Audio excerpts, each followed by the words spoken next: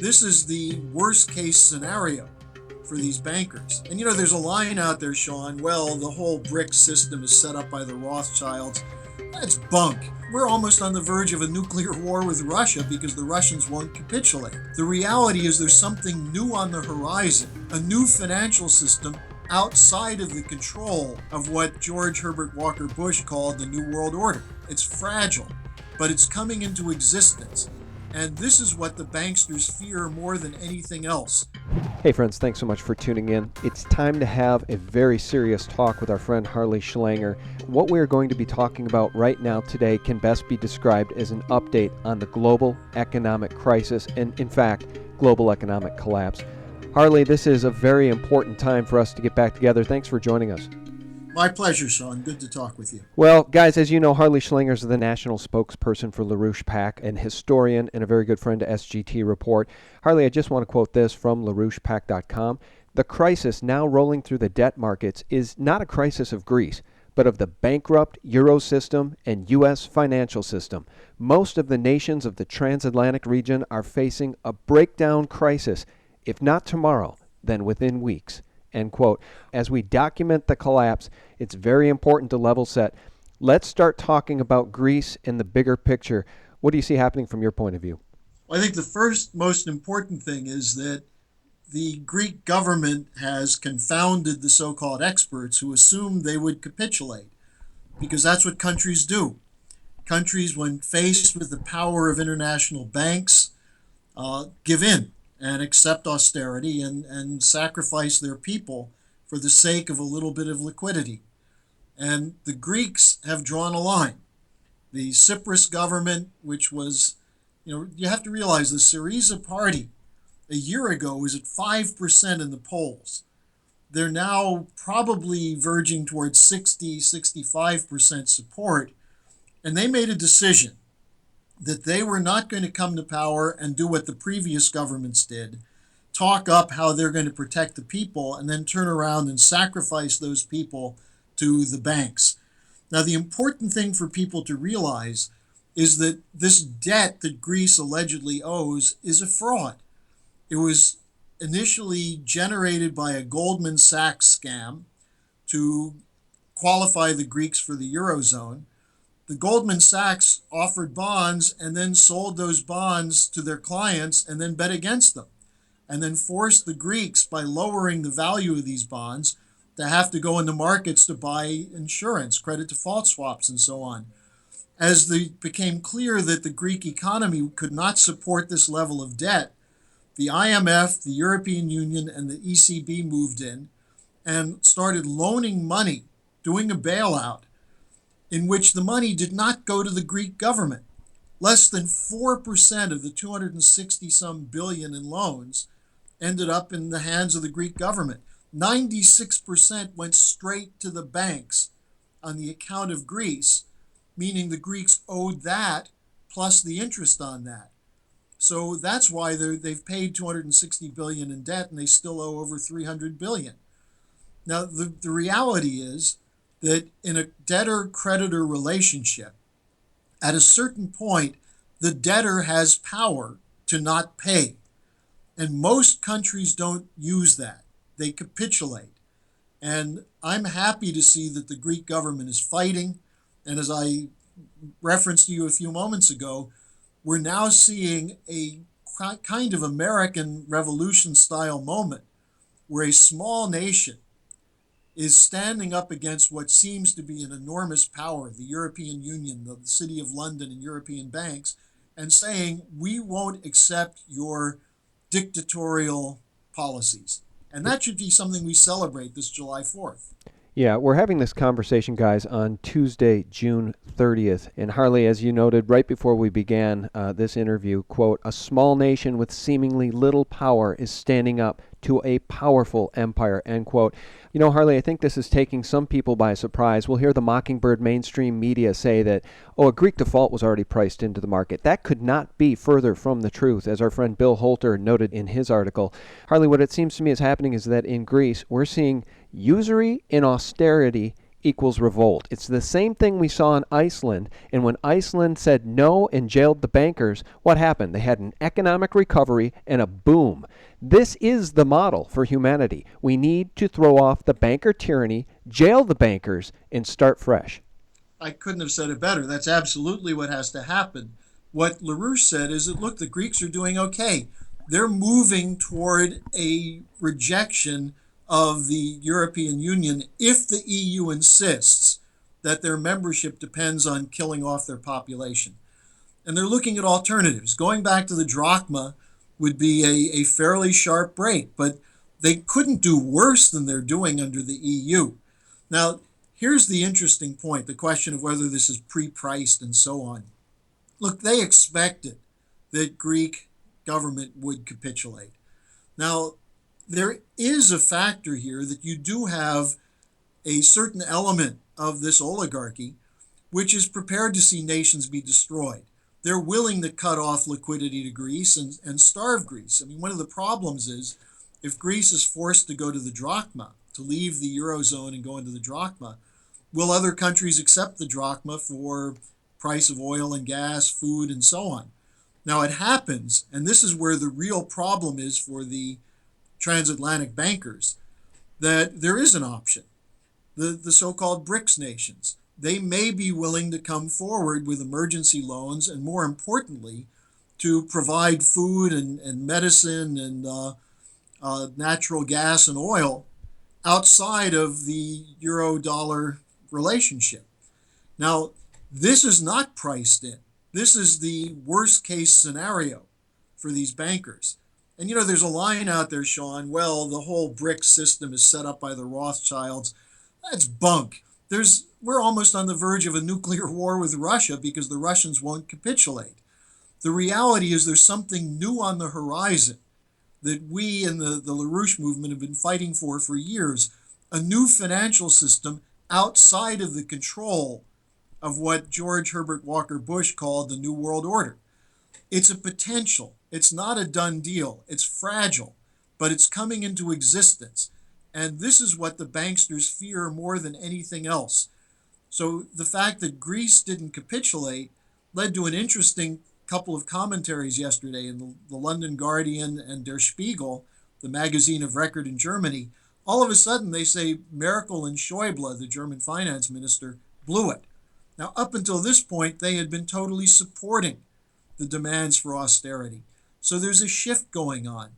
And a big question is what happens in this country? What will the United States do? Where we are under the same captivity of an austerity-driven global bankster domination, will the American people recognize the Greeks should be our allies, the BRICS nations should be our allies, or are we going to continue to go along with this London-Wall Street dictatorship? This London-Wall Street dictatorship, that could not be better said. They're the same entities that have bought off all of the politicians in the United States, from McCain and Lindsey Graham to Obama and Hillary Clinton. How do we throw off this noose around our necks, Harley, when the people in charge, our quote-unquote elected representatives, the people who are supposed to cherish the Constitution, those same people are truly nothing more than traitors at this point, Harley, because look what they've done with the TPP fast track. There is no better fast track to the poorhouse for the middle class than a secret treaty negotiated secretly by the sitting president with corporations who essentially wrote the darn thing. And so instead of embracing the Silk Road in the BRICS nations, they're going to embrace corporate tyranny. They are going to bring the American people to their knees if they're allowed to. You know as well as I do that those people who know what the TPP represents, and of course we don't know all the language because it's secret, but we know it by its authors. It represents a destruction of the sovereignty of the United States, a further step in the direction where corporate cartels who have no allegiance to the American people, no commitment to the American people, are the ones that will be dictating the terms of trade and credit and so on. Where they can give the pharmaceutical industry extended patent rights so that most medicines will be unaffordable. Not only in this country, but imagine the poorer countries of Asia. The Doctors Without Borders say that 1 billion people will be cut off from affordable medicine by this agreement. So it's not just an attack on the United States. So this gets through how? An alliance of the corporate Republicans. 47 Republican senators voted for this, and 13 Democratic senator traitors went along with Obama. Now, what does that tell you? I mean, on the one side, it shows that most of the Republicans are a bunch of damn patsies for these bankers. But it also shows that there was a lot of opposition. Now, the problem was we didn't have a loud enough voice from the American people. And again, I know the cynics out there say, well, they're all bought and sold. This thing was pre-scripted. Of course it was, because we didn't have the buckets of tar and feathers ready to go to meetings, because the American people didn't express their commitment to the Constitution loudly enough. Yes, are there reasons for that? Of course. You have a media that's numbed and brainwashed them. You have a culture that's destroyed their ability to think. But it hasn't destroyed everybody's ability to think. And part of the problem is there are a lot of people who can think and who know what's going on, who have capitulated to their own cynicism, which means they're tolerating this tyranny. And, my organization has always started from a statement that Friedrich Schiller planted in a character in his play William Tell, who said, there's a limit to the tyrant's power. Yeah. And that limit is when people rise up and say, we're not going to take it anymore. That was what happened in July 4th, 1776. That's what's happening in front of our eyes in Greece right now. And instead of being cynical, let's embrace the courage of a leadership that came from nowhere to be put in a historical opportunity at this moment to demonstrate to the world that you don't have to capitulate. Yeah, I couldn't agree more. There's a limit to tyrants' power, and it's called awareness. And I was watching a piece on RT just the other day in which it was stated that to have a revolution, an effective revolution, only 3.6% of the population need be informed and engaged to make that revolution a success.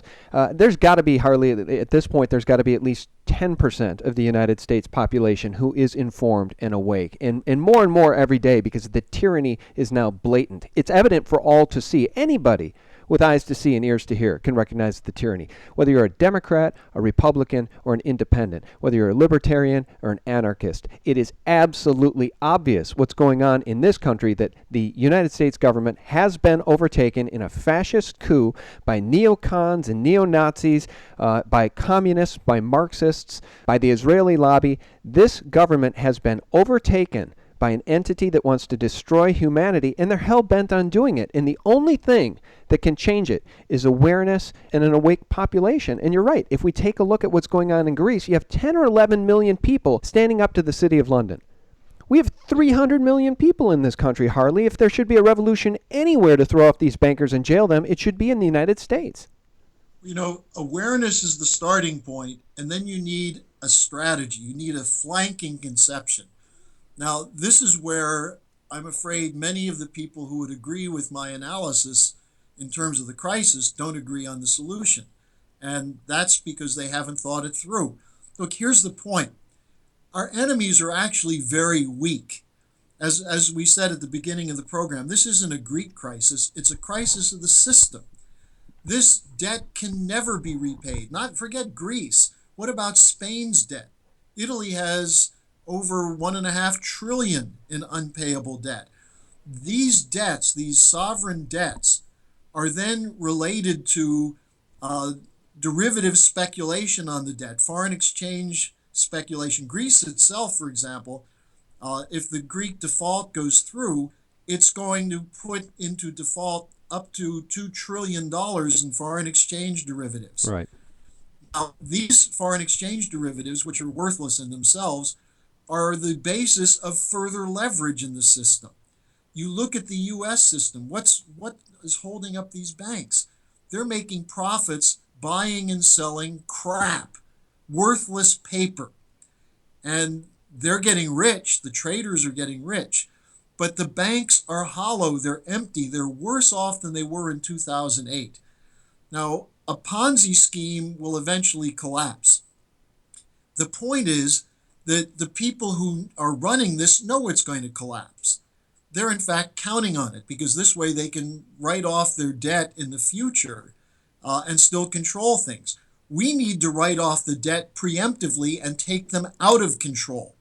And so instead of capitulating to the power of Jamie Dimon and Lloyd Blankfein and Barack Obama, what we have to recognize is that an active sovereign people operating from a constitutional perspective have the power to put them through bankruptcy reorganization. Now, that's why Glass-Steagall is not just a defensive mechanism, it's an offensive weapon. If we could get through an emergency Glass-Steagall bill, which would say the U.S. government and the American people will not bail out the speculative swindle of tens or hundreds of trillions of dollars of debt. Instead, we're going to protect deposits, savings accounts, checking accounts, community accounts, and we're going to make sure that that will not only be protected, but will be the basis for extending new credit to start building. Because austerity never builds anything. The idea of a radical free market never builds anything because it's controlled by the big guys at the top. That's why you need certain regulation, a Glass-Steagall type bill.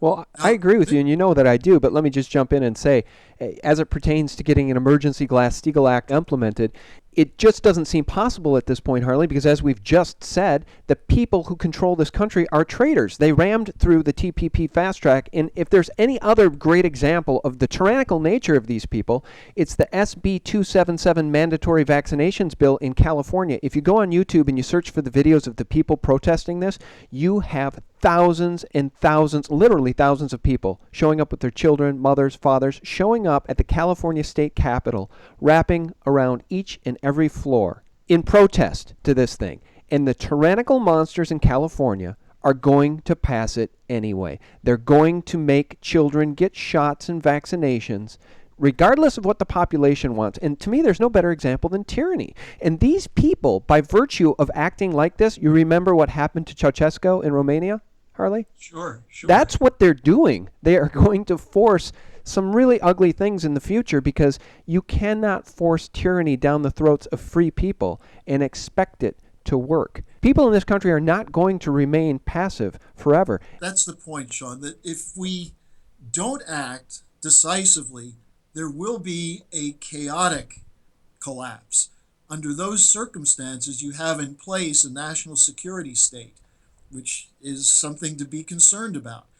The point is we have to act preemptively. And I just want to reference something I saw today to give you a sense of the delusion that exists in the people who are going along with this. It's an LA Times article which said that if the situation in Greece goes to a full default, the danger is that a radical government in Greece will move in and get rid of democracy. Now, think of the idiocy in that. When is a referendum where a government is saying, yes or no, do you want to accept the EU's demands? And if the people say no, that's a democratic decision. The EU demands are not democratic. Right. They're imposed, just as you're talking about with the TPP and with everything we're facing in this country. Right. Now, I fully expect that there will be a much more serious reaction from the American people in the weeks ahead. The problem is that it has to be organized around solutions. And that's why I'm emphasizing, Mr. LaRouche is emphasizing the Glass-Steagall policy, because this is an offensive weapon to take down the power of Wall Street. Now, there are 70 or 80 members of the House who have already signed on to a bill. Now, the question is, in the face of a collapse, a tsunami-style collapse coming across the Atlantic, will they move quickly enough to implement that to protect the savers and depositors and the pensioners in this country? That's why we have to be out fighting like hell for this policy. It doesn't matter whether people think it can happen or not. It has to happen. If it doesn't, the burden of a collapse will fall on the middle class, the working poor, and even the upper middle class. Banks will shut down. There won't be the ability of generating credit for local grocery stores to buy food. Mm-hmm. Transportation will grind to a halt. ATMs will be shut down. Then, under those conditions of chaos, you have the capability to provoke riots and then come in with a police state and crush it. So we have to move preemptively. And I'm appealing to your listeners who understand these things to drop your damn cynical defeatism and think the way Alexander Hamilton and George Washington thought. Even though they lost most of the battles of the Revolutionary War, they won a few key battles, like the takeover of Trenton on Christmas Day and like the Battle of Yorktown. They fought judiciously, but with an intent, and to give our nation a mission. Very few people were really involved in the American Revolution, but it sent a message to the most powerful empire of its day. And that empire has reorganized itself over and over and over to stay in place. And now, unfortunately, our country is a part of it. But the American people don't buy into it.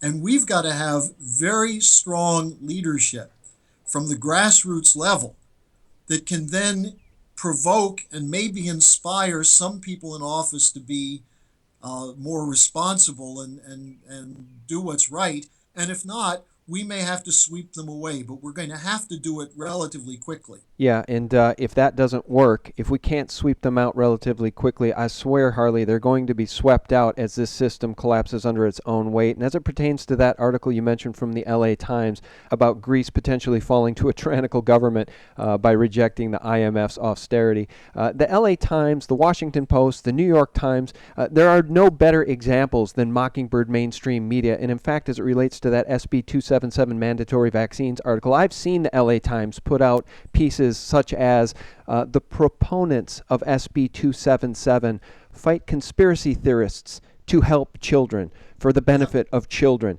They always spin this crap, and you know what? It doesn't work anymore. Let's go a step further, Sean. These are publications that are pushing to the point that they're going to kill their readers. Yeah, well, they are. And that's the point. The New York Times has done nothing but lie about Putin and Russia. You know, the Ukrainian fascist takeover had nothing to do with Crimea. Crimea was a reaction to a coup run by the United States using neo-Nazis. Yeah, that's right.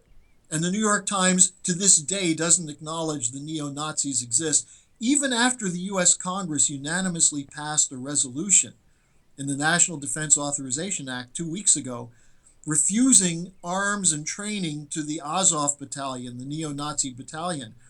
Unfortunately, that resolution has no effect because Obama is still sending in the money and the troops to train the Nazis. Well, you're absolutely right. The Mockingbird mainstream media has been exposed. Again, anybody with the eyes to see and the ears to hear knows they're being lied to. And if we take a look at CNN's viewership, it's at an all-time low. The only people watching CNN are geriatric people who still embrace this government as being the most benevolent on planet Earth. And that's why when you watch CNN, all you see are pharmaceutical ads for drugs for very old people. Because that's who's paying the bills, along with the government and the Pentagon. Literally, the Pentagon paid talking points, the talking points and the fake news that CNN broadcasts. They have no viewership, and they're losing their viewership.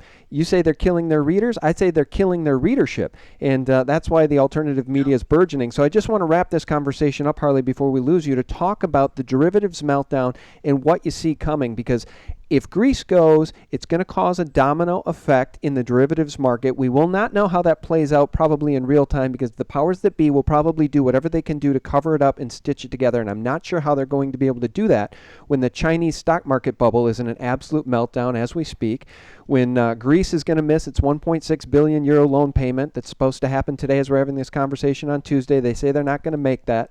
What else do we have here? They're not going to make the 12 billion payment next month. That's right. And in Europe, stocks are absolutely getting smashed. This comes from Michael Snyder at Economic Collapse blog. Germany's DAX index has dropped 3.6%, and France's CAC 40 was down 3.7%. When this thing finally goes, as Bill Holter said in his article we posted today, Harley, gold and silver will remain standing. I'm not sure what else will.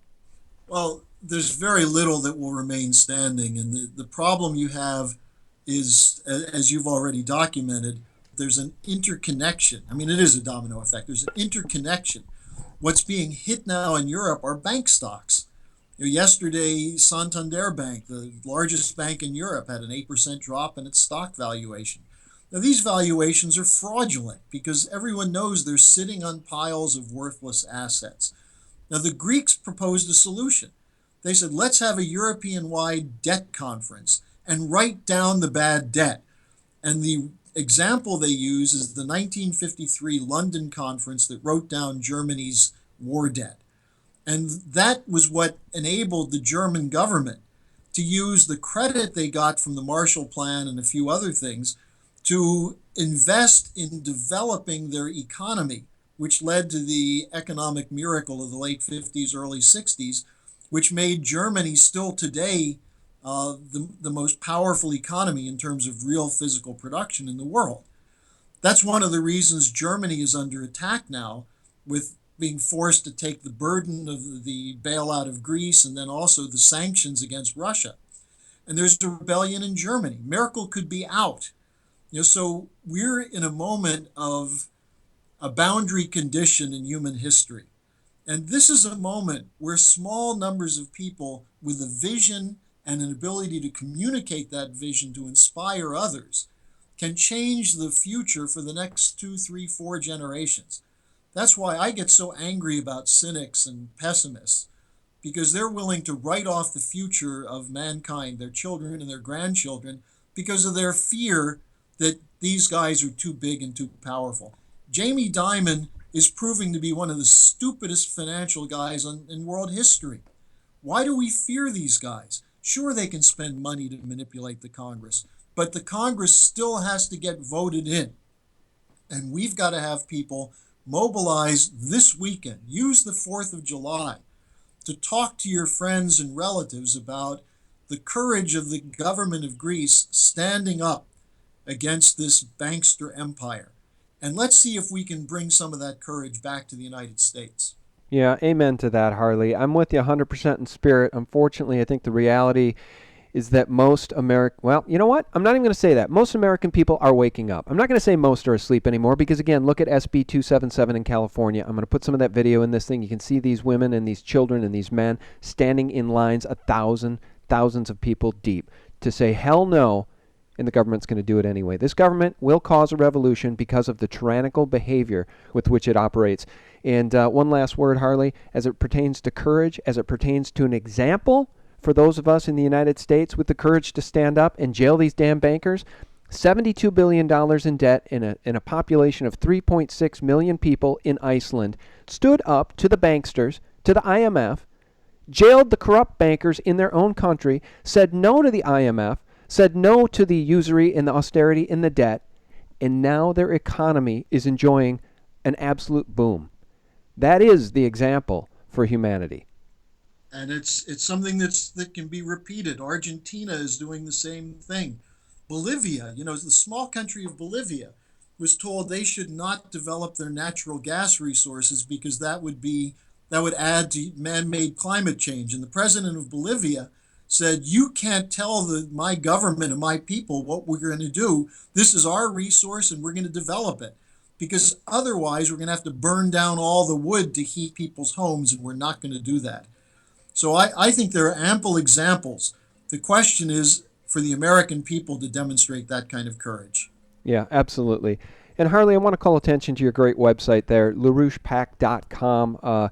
You guys are very, very active, as people who listen to SGT Report know. As long as we've been having you on, we've been documenting the actual things, the boots on the ground things that you guys do in Washington, D.C. You're doing actual work. You're trying to make a change on behalf of humanity, and for that I thank you. Is there anything you want to call attention to over at your website there?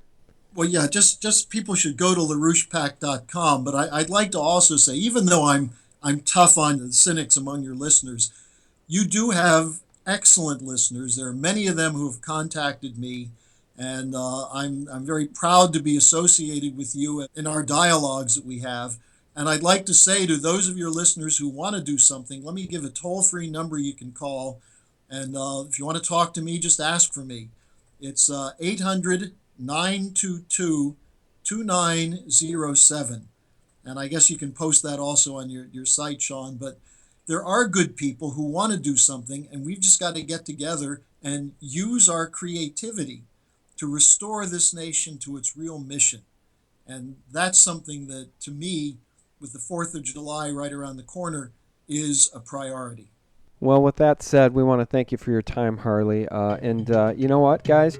Happy Independence Day. It's coming up. Harley's absolutely right. We should take the 4th of July as an opportunity to take action as our forefathers did, as the founding fathers did. It's a day to celebrate our freedom, and what a joke that is if we sit by and do nothing, because it's very clear we are losing every freedom we hold dear with every passing minute of every day. Harley Schlanger's been our guest. He's the national spokesperson for LarouchePAC.com and a great friend to SGT Report. And honestly, Harley, a great friend to humanity. Thanks for your time. My pleasure, Sean. Talk to you again soon. Talk to you soon, Harley. And guys, thank you so much for tuning in. We appreciate your support at SGTReport.com, thelibertymill.com, and thephaser.com. Truthful news, 24/7. That's our goal. That's the mandate. Thanks for tuning in, and thanks for your support. Have a great week. God bless.